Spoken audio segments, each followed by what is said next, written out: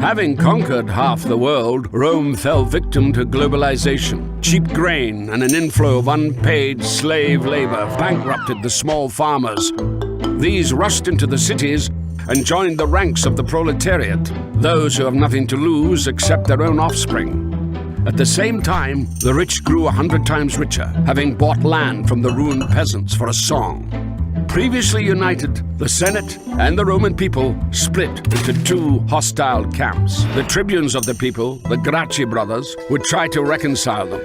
They proposed granting excess public lands to the impoverished peasants and suggested free distributions of bread to the poor. The disgruntled senators decided to suppress the Gracchi movement by force, killing the brothers and several thousand of their allies. Rome was gripped by civil wars. Social mobility for the proletariat was offered by Gaius Marius, a popular general. He began enrolling the proletariat into the army with a promise of a grant of land at the end of service. This would make the legions personally devoted to their generals. In 49 BC, two outstanding generals fought over Rome.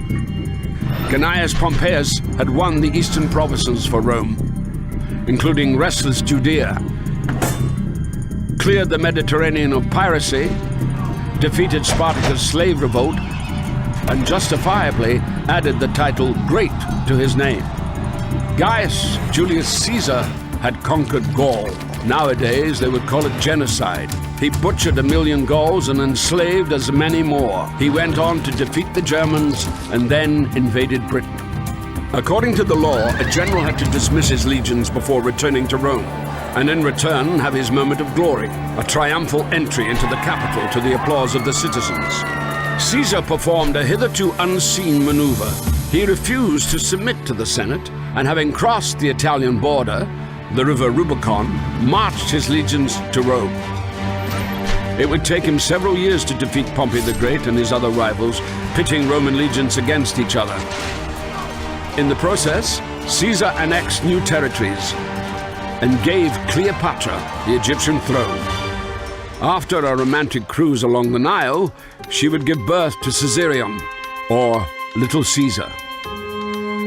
On his return, Caesar would add Imperator, or Emperor, to his name, title originally meaning victorious commander, and gain control of all political positions: consul, tribune of the people, and dictator. Rumors spread that Caesar wanted to declare himself king. Conspiracy was brewing in the Senate, and Caesar was assassinated. Caesar left his wealth, quite unexpectedly for all concerned, to his grandnephew, 19-year-old Gaius Octavius. This Octavian immediately joined in the power struggle.